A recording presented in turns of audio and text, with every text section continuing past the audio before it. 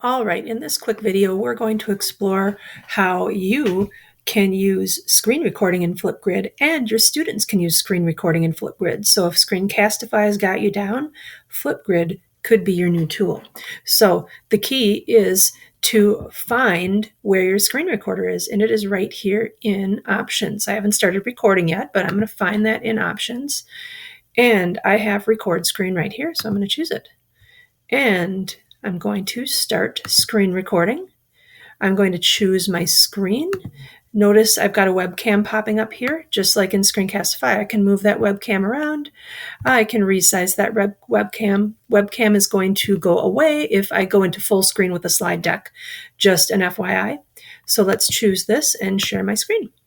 I get my 3, 2, 1 countdown.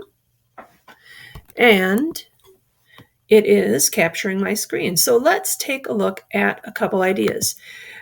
You can do a Appsmash with Epic. There's a much longer video linked on my Tech on the Toilet for the month of October about how to do this. You could pre-assign a book to your students and have them go to Epic. You could have them practice fluency. You could have them show you how they preview a book for its text features. You could have them simply read to you. You would be able to tell, let's go back and back. You'd be able to tell if there's words that they need help with. So if they're reading, they show patriotism. They didn't quite know that word. So you can listen and hear, did they try to sound it out? Are they clicking on it right away? You could have them read a section of a book. You could have them page through and talk about the different features of the book as well. Anything that you can think of, making personal connections to the book as well. So that's Epic.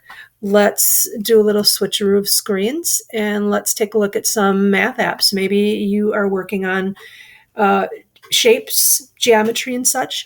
And you've been working on building things on the geoboard and you want them to talk a little bit about names of shapes, or you want them to talk about the differences between the different types of quadrilaterals. So maybe ahead of time they've built some quadrilaterals and they can talk about it and say, well, I know this is a trapezoid because it's got 2 parallel sides.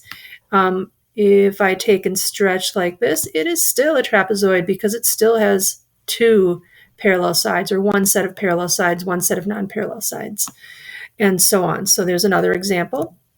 I'm sure there's tons of other examples you can think of for your youngers, bringing up your Bead Rack and showing how they might solve a problem. I'm not a Bead Rack expert, so I'm not really going to show that, but they could talk over it.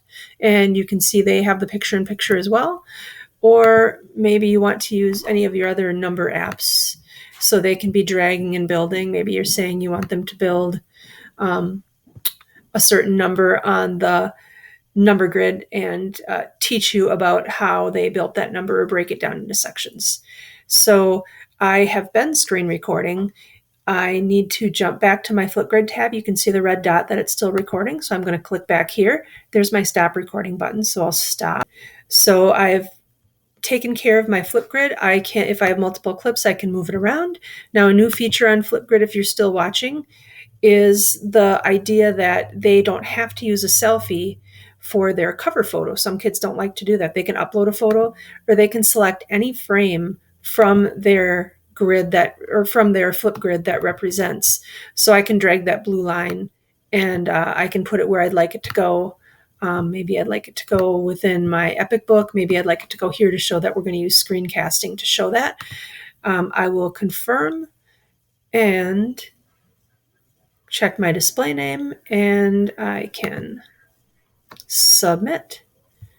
And there you have it, a little app smashing with Flipgrid, your Bridges apps, and Epic.